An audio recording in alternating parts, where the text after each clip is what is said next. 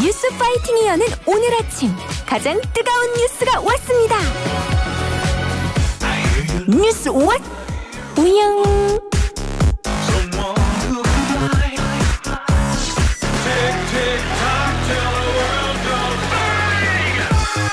멋있고 듬직하고 똑똑하고 뉴스자키 이우영 아나운서와 주요 뉴스를 뉴스 왓 우영 함께합니다. 이우영 아나운서 어서 오세요. 안녕하세요. 농업인의 날에 인사드립니다. 이우영입니다. 아, 농업인의 날이군요. 네. 역시 정보가 생생합니다. 월요일 첫 번째 소식 살펴볼까요? 네. 미국의 트럼프 행정부 출범을 앞두고 우리 정부가 이에 대비해서 금융, 통상, 산업 이 회의체를 가동하기로 했다는 소식인데요. 발빠르게 대처하는 것 같습니다. 네, 윤 대통령이 어제 대통령실에서 대외 여건 변화에 따른 경제 안보 점검 회의를 주재를 했습니다. 네. 이 자리에서 미국 새 정부에 예상되는 정책 기조가 있기 때문에 벌써부터 국제시장이 반응하기 시작을 했고 경제부총리를 컨트롤타워로 하는 회의체를 즉시 가동하라 이렇게 지시를 한 겁니다. 네. 대통령실 성태윤 정책실장은 점검 회의 결과 브리핑에서 미국의 새로운 행정부의 대선 공약을 중심으로 우리에게 영향을 미칠 수 있는 경제, 통상 분야의 예상 정책 방향을 먼저 짚어봤다라고 하면서 네. 모든 가능성을 염두에 두고 철저하고 차분하게 영향을 분석하고 우리 기업과 함께 대비해 나갈 것이다 라고 말을 했습니다. 그래요.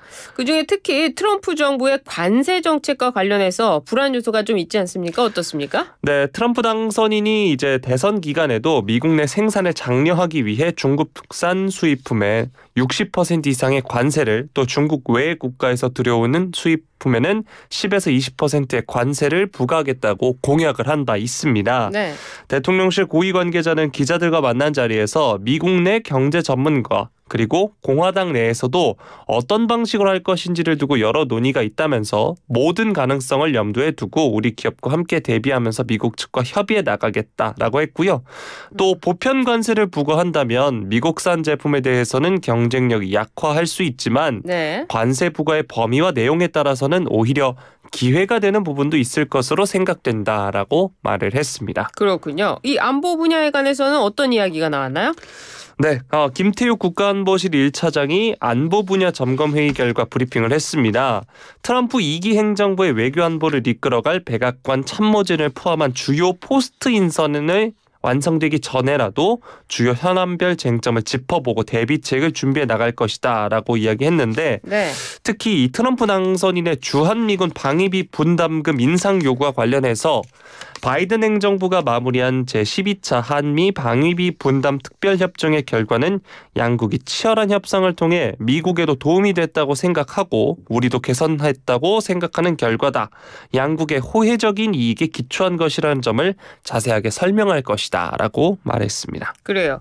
더불어민주당도 트럼프 정부 출범을 앞두고 간담회를 가졌다고요? 네, 민주당은 어제 국회에서 트럼프 2기 행정부 대외 정책과 한반도 간담회를 가졌습니다. 이 자리에서 이재명 대표가 트럼프 당선인에 대해 매우 합리적인 현실주의자다라고 하면서 윤 대통령과의 케미는 잘 안 맞을 것 같다 이렇게 말을 했는데요. 지난 7일에 윤 대통령이 케미가 잘 맞을 것 같다라고 이야기했는데 이를 두고 이야기한 겁니다. 현실주의자와 협상이 매우 어렵다는 점을 강조하면서 준비 잘해야 된다 강조했습니다. 그래요. 한편 이 대표는 트럼프 당선인과 자신의 먹산 이집을 연결시켰다면서요. 네, 세계 정세가 워낙 불안정하고 미래가 불확실하니 세계 어느 곳을 가나 사람들은 먹고 사는 문제에 관심을 집중하고 있다라고 이렇게 생각이 든다라고 이야기했고요.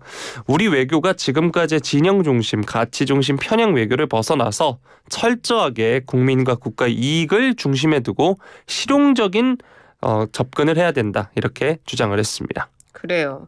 방위비 분담도 이야기를 했다고요? 네, 트럼프 당선인이 일기 재임 때 한국의 방위비 분담금 대폭 인상을 요구한 것을 들면서 우리가 방위비 총액을 대폭 늘릴 수는 없을 것이고 정해진 방위비에서 분담금을 더 내야 한다면 미국산 무기 수입 규모를 줄이는 방법도 생각해 볼 수 있다라고 이야기했습니다. 또 한반도 문제에 있어서 다시 트럼프 행정부가 북한과 직접 대화에 나설 수 있다.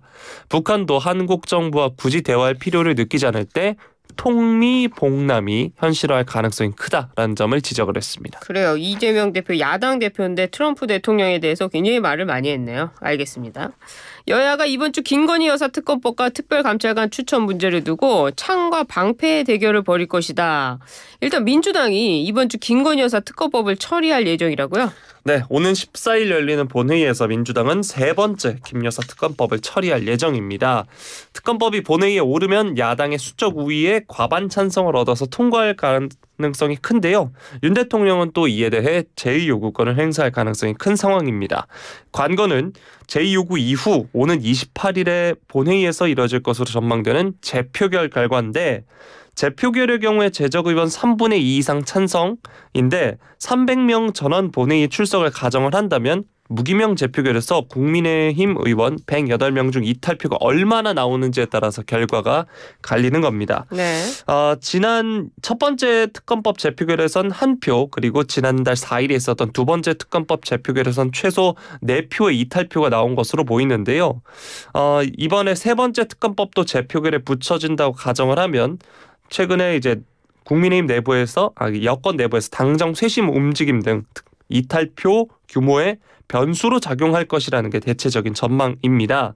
민주당은 또 특검법의 수사 대상을 줄이는 동시에 제3자가 특검을 추천할 수 있게 하는 방안도 검토하고 있는데 이게 여권의 이탈표를 끌어내기 위한 전략으로 풀이가 되고 있습니다. 그렇습니다. 이 재표결 할 때 국민의힘의 이탈표가 4표에서 8표 이상으로 나올지 대통령 지지율에 달려있다. 이 말씀이신 것 같네요. 네. 국민의힘도 같은 달 의총을 열고 특별감찰관 추천 문제를 논의한다고요?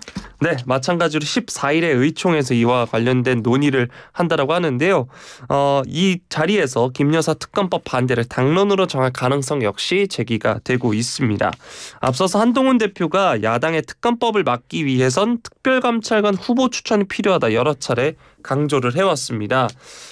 최근에 윤 대통령의 대국민 담화 기자회견 이후 당내 기류는 표결 없이 합의로 이 특별감찰관 문제를 풀자는 쪽으로 가닥이 잡히고 있다. 이런 이야기가 나오고 있습니다. 그래요. 특별감찰관 후보 추천과 관련해서는 어떻습니까? 계파 갈등이 있었는데 좀 줄어들었나요?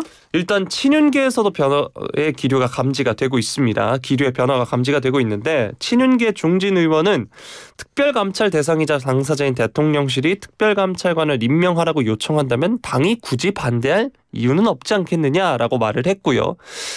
국민의힘이 의총에서 특별감찰관 문제를 원만하게 풀어낸다면 특검법 재표결 때 이탈표를 줄이는 효과를 가져올 것이다. 이런 분석도 나오고 있는 상황입니다. 그렇군요. 알겠습니다.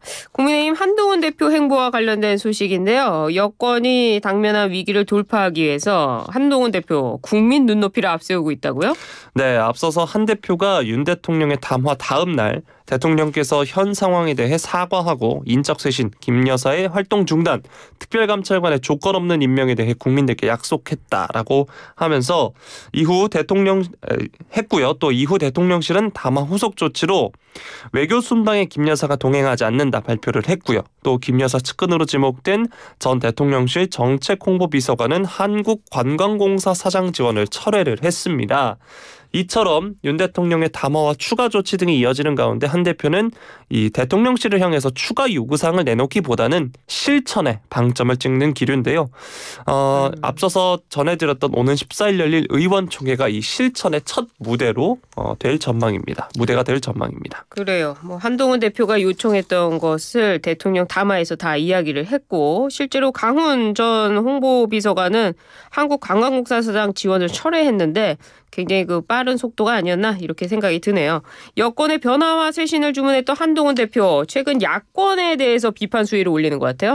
네, 지난 주말에 열렸던 민주당 주도의 장외 집회를 두고 이재명 대표 방탄을 위한 법원 겁박 집회다라고 비판을 했는데요. 또 이 대표가 무죄라면 판사 겁박 무력 시위 대신 재판 생중계를 해야 된다라고 말하기도 했습니다. 그래요. 이 소식 여기까지 전해드리기로 하고 네. 이번에는요. 의정 갈등 관련해서 막말 논란을 빚은 임현택 대한의사협회 회장이 어제 6개월 만에 탄핵을 당했다는 소식입니다. 어떤 겁니까? 네, 어제 의협회관에서 열린 이 임시 대의원 총회에서 불신임 가결 정족수 150명을 넘긴 170 명 찬성으로 불신임안이 통과가 됐습니다. 네. 이게 찬성표 비율이 75.9%로 압도적이었다라고 하는데요. 이로써 임 회장은 취임 6개월 만에 불명예 퇴진을 하게 됐습니다.